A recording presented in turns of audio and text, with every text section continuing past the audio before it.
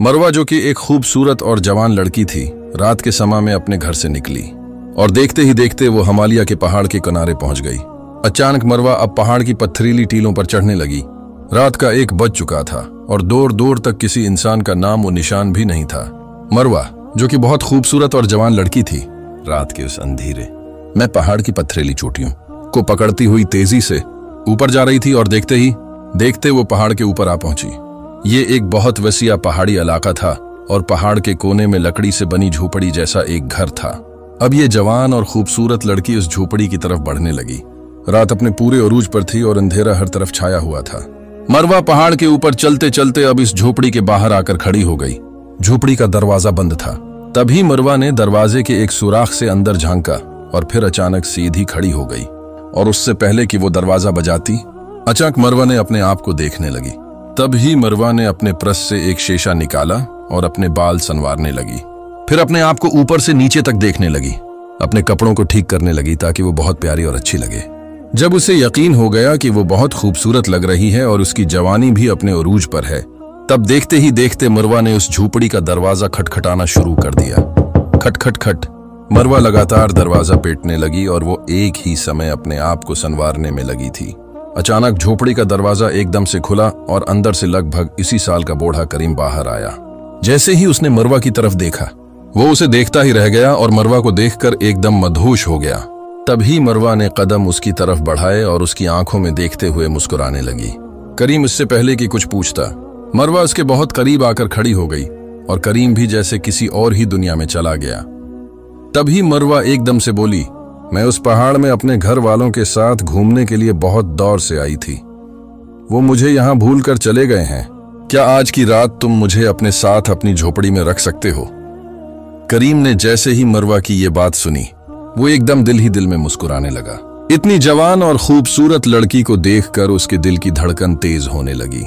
करीम बना बोले और कुछ पूछे बना मरवा के बिल्कुल पास आकर उसे ऊपर से नीचे तक घूरने लगा और उसके चारों तरफ चुकर काटने लगा। मरवा ने देखा तो बोली, क्या हुआ, क्या देख रहे हो? करीम अब उसके बिल्कुल पीछे आकर खड़ा हो गया।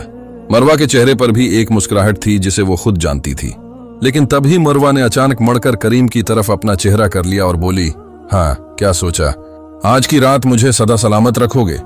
करीम ने जब ये अल्फाज सुने तो वो जैसे दीवाना हो गया। वो उसकी तरफ आया, मरवा का हाथ पकड़कर बोला, हाँ क्यों नहीं, आओ, तुम रात यहां गुजार सकती हो, आओ अंदर आओ। देखते ही देखते मरवा झोपड़ी के अंदर दाखिल होने लगी और करीम भी दिल ही दिल मुस्कुराते हुए झोपड़ी के अंदर चला गया। झोपड़ी के अंदर आते ही मरवा ने उधर उधर देखा। इतने में करीम ने पीछे से दरवाजे की कंडी लगा दी। मरवा ने अचानक अपनी गर्दन मड़कर देखा। क्या हुआ, तुमने ये कंडी क्यों लगाई है? करीम बोला, यहाँ रात को 4 लकीरों का खतरा होता है, कोई भी घुस सकता है, इसीलिए कंडी लगाई। मरवा एक पल के लिए मुस्कुराई और बोली, ओह अच्छा। झोपड़ी में 2 कमरे थे। तभी मरवा एक कमरे से दूसरे कमरे में गई और बोली, मुझे कहां सलाओगे? करीम हंसते हुए बोला, जहां तुम्हारा दिल करे सो जाओ। मरवा ने कहा, ठीक है, एक कमरे में तुम सो जाओ और दूसरे में मैं सो जाती हूं। करीम एक पल के लिए मरवा की आंखों में देखता रहा और फिर कुछ सोचते हुए बोला, ठीक है, जैसी तुम्हारी मर्जी। ये कहकर करीम दूसरे कमरे में आया और अपने बस्तर पर लेट गया, मरवा के बारे में सोचते हुए। मरवा भी अपने बस्तर पर लेट गई और करोटें लेने लगी। तभी अचानक बाहर से कितों के भौंकने की आवाज आई। मरवा अचानक उठकर भागती हुई करीम के पास आकर खड़ी हो गई। करीम अपने बस्तर पर लेटा हुआ सो रहा था। मरवा अचानक इसके बिल्कुल पास आकर बैठी और उसे हिलाते हुए बोली, उठो उठो, मुझे डर लग रहा है, मुझे डर लग रहा है। करीम अचानक उठकर बस्तर पर बैठ गया। क्या हुआ, क्या हुआ? मरवा ने कहा, वहां नहीं सोना, मुझे डर लग रहा है, मैं यहीं तुम्हारे साथ इसी कमरे में सोना चाहती हूं। जब करीम ने मरवा को अपने इतना करीब बैठा देखा और उसकी ये बात सुनी तो वो दिल ही दिल खुश होने लगा। मरवा भी करीम की आंखों में देखते हुए मुस्कुराने लगी। तभी करीम ने कहा, लेकिन यहां तो एक ही बस्तर है, तुम कहां सोओगी? मगर मरवा कुछ ना बोली और अचानक करीम का बाजू पकड़ते हुए बोली, चलो उठो, आओ बाहर पहाड़ में चलते हैं, मेरा दम घट रहा है। करीम ने जब ये देखा तो उसकी सांसें तेज हो गईं और वो अचानक उठ गया। चलो चलो, मैं तुम्हें बाहर ले चलता हूं। मरवा ने करीम का हाथ पकड़ लिया और उसे बाहर पहाड़ में ले गई। रात पूरी तरह से काली हो चुकी थी, जहां नीचे सैकड़ों फुट गहराई थी। मरवा इस पथरीली चट्टान पर खड़ी होकर करीम की तरफ देखती हुई बोली, देखो मैं तुम्हें खूबसूरत लग रही हूं ना, बताओ कैसी लगी हूं मैं तुम्हें। करीम ने जब मरवा की ये बात सुनी तो आंखें फाड़ फाड़ कर मरवा को देखने लगा और अचानक उसकी तरफ बढ़ने लगा। मरवा ने एक खास अदा में कहा, क्या हुआ, बताओ कैसी लगी हूं मैं। करीम के दिल में खुशी फूटने लगी। इसे समझ में आने लगा कि मरवा क्या कहना चाह रही है। अचानक करीम मरवा के करीब आया और अचानक उसे गोद में उठा लिया और बोला, चलो अंदर चलते हैं, तुम बहुत खूबसूरत हो, बहुत प्यारी हो। मरवा मुस्कुराने लगी और करीम की तरफ देखती रही। करीम गोद में मरवा को उठाए झोपड़ी की तरफ जाने लगा। वो झोपड़ी के पास पहुंचने ही वाला था कि अचानक उसके जहन में कुछ सोचकर वहीं रख गया। उसने मरवा को गोद से नीचे उतारा और खड़ा कर दिया।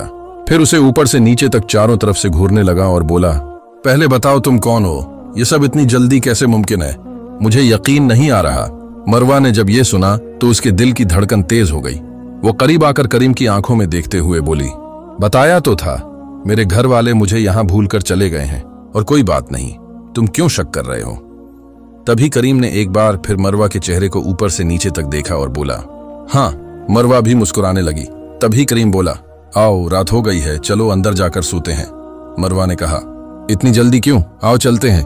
करीम और मरवा एक बार फिर हाथ पकड़े अब उस पहाड़ के दूसरे रास्ते से नीचे की तरफ जाने लगे। रात अपने आखिरी पहर पर थी और आसमान अंधेरे में लपट चुका था।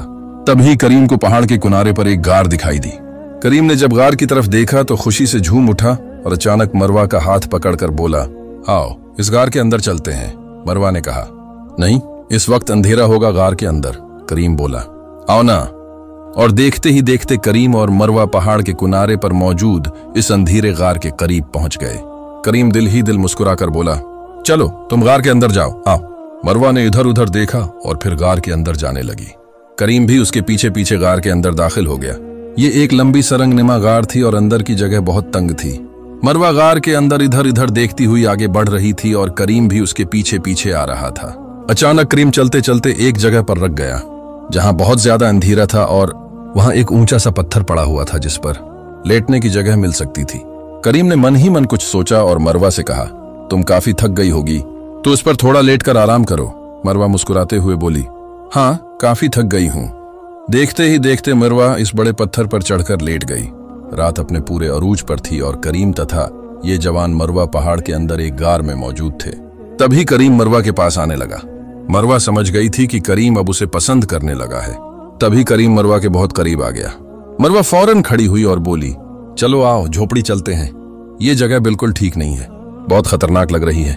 करीम ने कहा, अच्छा इतनी जल्दी, चलो फिर। अब करीम और मरवा इस गार से निकलकर बाहर आ गए और पहाड़ पर चढ़कर झोपड़ी की तरफ जाने लगे।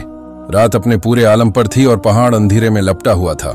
करीम और मरवा अब झोपड़ी के दरवाजे पर पहुंचे। जैसे ही मरवा झोपड़ी के दरवाजे के करीब आई, वो अचानक रुक गई। करीम पीछे से आया और मरवा के बिल्कुल पीछे खड़ा हो गया। तभी मरवा एकदम अपने कपड़े झाड़ने लगी। अरे मेरे कपड़ों में कुछ चला गया है, मेरे कपड़ों में कुछ चला गया है। करीम ने कहा, क्या हुआ, क्या हुआ? मरवा ने जोर से अपने हाथ से कहा, मेरे कपड़ों में बहुत कीचड़ लग गया है। क्या हुआ करीम? करीम मरवा के करीब आकर उसके कपड़े झाड़ने लगा। मरवा दिल ही दिल मुस्कुराने लगी और बोली, तुम एक मिनट यहीं रखो, मैं अंदर जाकर कपड़े झाड़ लेती हूँ। करीम मरवा को देखता रहा और देखते ही देखते मरवा झोपड़ी के अंदर चली गई और उसने कंडी लगा ली। अब मरवा ने अचानक झोपड़ी में चारों तरफ देखना शुरू कर दिया और वो इधर उधर चीजों को देखने लगी। कुछ देर बाद वो झोपड़ी से बाहर आई मुस्कुराती हुई और आकर करीम के पास खड़ी हो गई। करीम ने कहा, हाँ क्या निकला? मरवा मुस्कुराते हुए बोली, कुछ नहीं था, ये कपड़े ही मुझे तंग कर रहे थे। अगर तुम्हारे पास कोई लड़की का शॉर्ट है तो वो मुझे दे दो, मैं पहन लेती हूँ। करीम ने जब ये सुना तो उसके दिमाग में जैसे झटका सा लगा। वो मरवा को देखने लगा और बोला, मेरे पास लड़की का सूट कहां से आएगा? कौन हो तुम? मेरे पास कहां से आई? मरवा ने मुस्कुराते हुए कहा, मैंने तो वैसे ही कहा था, ये कपड़े मुझे तंग कर रहे थे, शायद किसी का पुराना सूट पड़ा होगा। करीम उसके करीब आया और बोला, अच्छा रख देखता हूं। करीम झोपड़ी के एक कोने में गया और अलमारी से लड़कियों का एक लाल रंग का जोड़ा निकाला और मरवा के हाथ में पकड़ा दिया। मरवा ने वो सूट देखा तो उसकी धड़कन तेज हो गई। करीम मुस्कुराते हुए बोला, लो, पुरानी चीजें लोग अपनी दे जाते हैं, शायद किसी ने ये सूट दे दिया होगा, मैं फिर उसे बीच कर अपना खाने पीने का सामान ले आता हूं। मरवा बोली, आवा अच्छा ठीक है, मैं उसे पहन कर आती हूं। मरवा ने वो लाल रंग का सूट लिया और दूसरे कमरे में जाकर कपड़े बदलने लगी। करीम ने जल्दी से अलमारी बंद की, बैठ गया और सोचने लगा। दिल ही दिल में वो कहने लगा, मरवा तो बहुत खूबसूरत और प्यारी है, मैंने उसे सूट दे दिया, क्या सही क्या, कुछ होना तो चाहिए। तभी मरवा वो लाल सूट पहनकर करीम के पास आई और बिल्कुल उसके करीब खड़ी हो गई।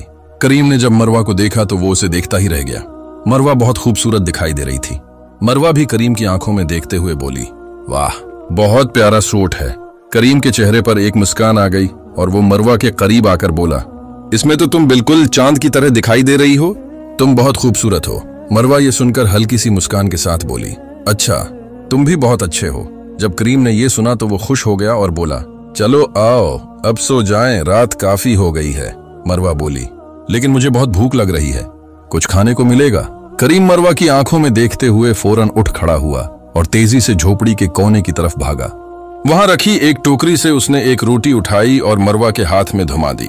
मरवा ने रोटी पकड़ी और करीम को देखते हुए जल्दी जल्दी खाने लगी।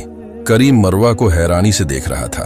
तभी मरवा ने कहा, क्या हुआ, ऐसे क्यों देख रहे हो? करीम बोला, तुम बहुत प्यारी लग रही हो और अब इंतजार नहीं होता।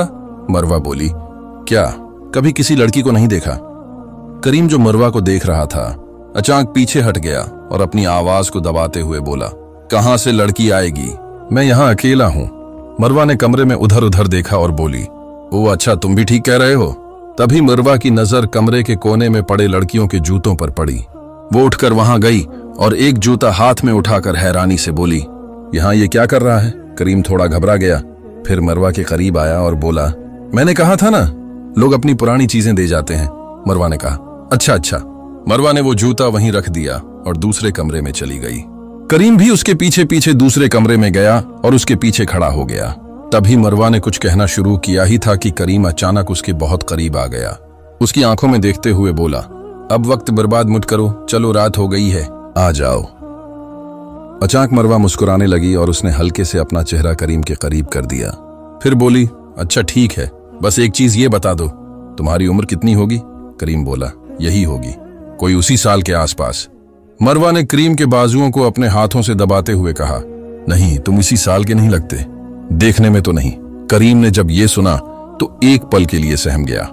तभी मरवा उसकी आंखों में देखते हुए मुस्कुराई, क्या हुआ, मैं तो बस मजाक कर रही थी। ये सुनकर करीम भी मुस्कुरा दिया। लेकिन तभी करीम ने अचानक मरवा के बाजुओं को मजबूती से पकड़ लिया और उसे खींचता हुआ दूसरे कमरे में ले आया। मरवा के दिल की धड़कनें तेज हो चुकी थीं। करीम और मरवा अंधेरे पहाड़ के ऊपर मौजूद इस सुनसान झोपड़ी के कमरे में बस्तर के पास खड़े थे। अचानक मरवा ने भी करीम को देखकर मुस्कुराना शुरू किया।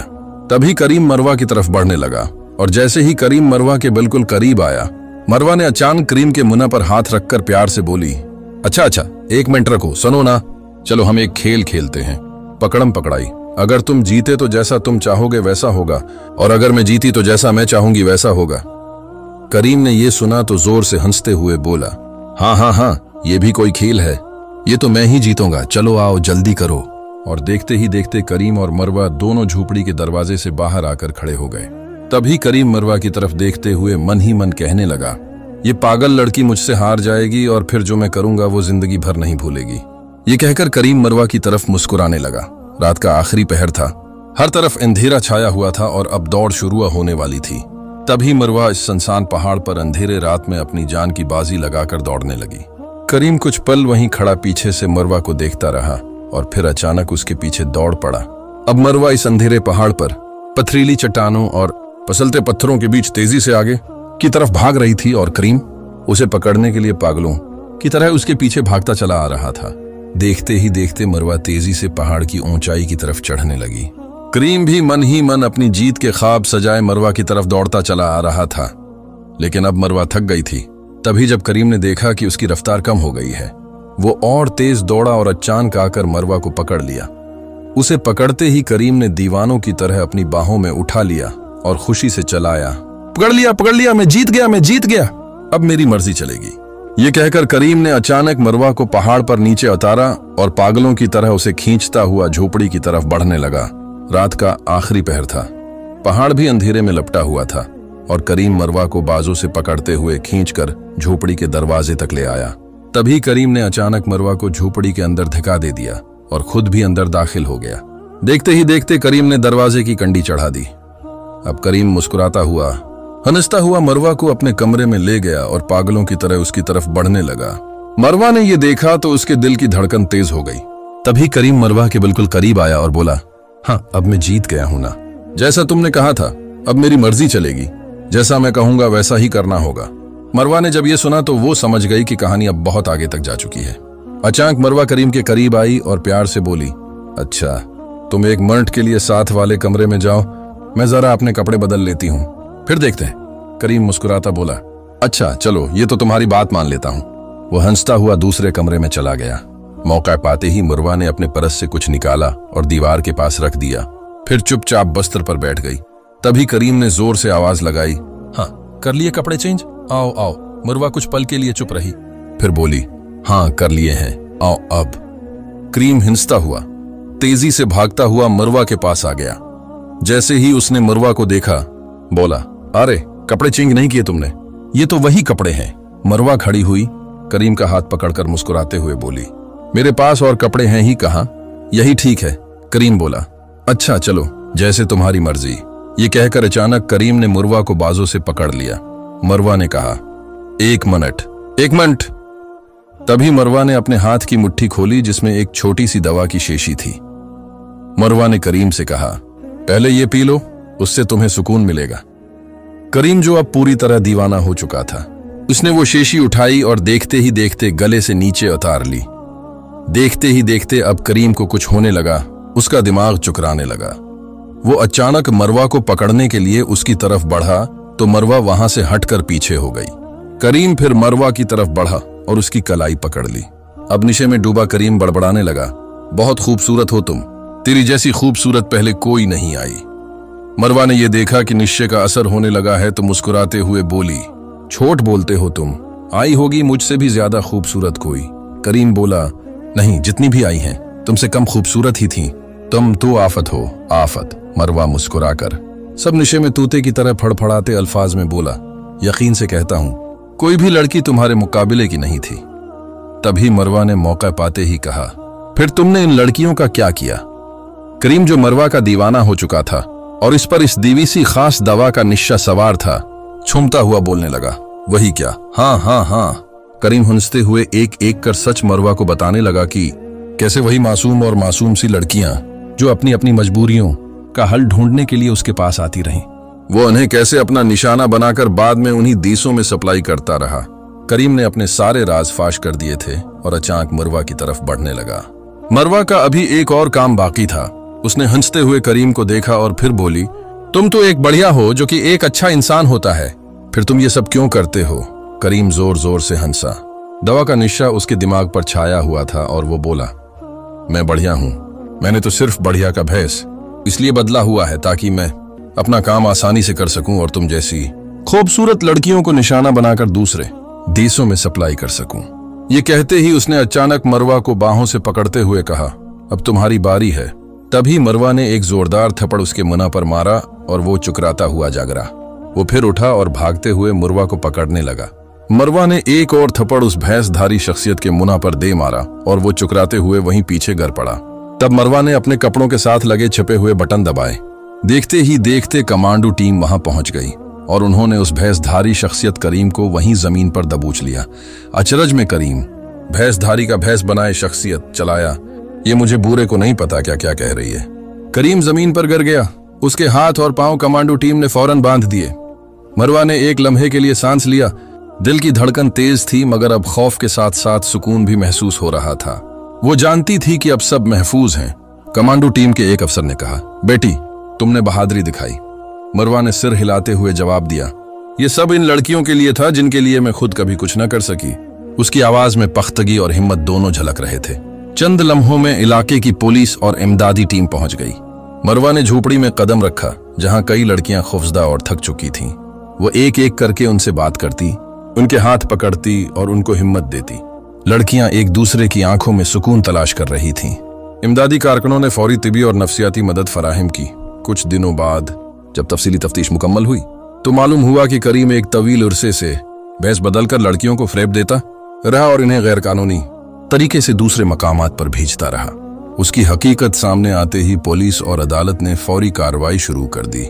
मरवा ने इंसाफ की जरूरत पर जोर दिया, इंतकाम नहीं लिया। अदालत में करीम ने अपनी हरकतों का एतराफ किया और अपनी पूरी साजिश बेनकाब हो गई। अदालत ने सख्त सजाएं सुनाए और करीम के नेटवर्क को खत्म कर दिया गया। ये फैसला समाज के लिए एक पैगाम था, कोई जुर्म छिपकर कामयाब नहीं होता। मरवा ने अदालत के बाद भी लड़कियों की मदद जारी रखी। वो मकामी NGOs के साथ मिलकर रहनुमाई प्रोग्राम शुरू करती रही। लड़कियों को तालीम, हुनर और रोजगार के मौके फराहम किए गए। हर हफ्ते वो वहां जाकर लड़कियों के साथ वक्त गुजारती, उनको कहानियां सुनाती और उन्हें हिम्मत देती। कुछ लड़कियों ने छोटे कारोबार शुरू किए, कुछ ने तालीम मुकम्मल की और सब ने अपनी जिंदगी की शुरुआत दोबारा की। गांव के लोग भी बदल गए। वद्दीन अपनी बच्चियों को स्कूल भेजने लगे और नौजवान लड़के तरबीती प्रोग्राम्स में आए ताकि एहतिराम और शऊर सीखें। इस तब्दीली ने पूरे गांव को मुसब्बत समत में धकेल दिया। एक शाम मरवा पहाड़ के किनारे बैठकर सूरज के गुरूब को देख रही थी। वही जगह जहां सब कुछ शुरू हुआ था। उसके दिल में सुकून था और चेहरे पर एतमाद भरी मुस्कान। वो जानती थी कि अभी भी बहुत से लोग मदद के मंतजर हैं, मगर हर कदम के साथ ये यकीन मजबूत होता गया कि वो फर्क डाल सकती है। अगर आपको ये कहानी पसंद आई तो हमारे चैनल को सब्सक्राइब करें ताकि आपको ऐसे और मुतासिर कुन किस्से मिलते रहें। सब्सक्राइब करने के लिए नीचे वाले बटन पर क्लिक करें और इंसाफ और हिम्मत के साथ खड़े रहने का हिस्सा बनें।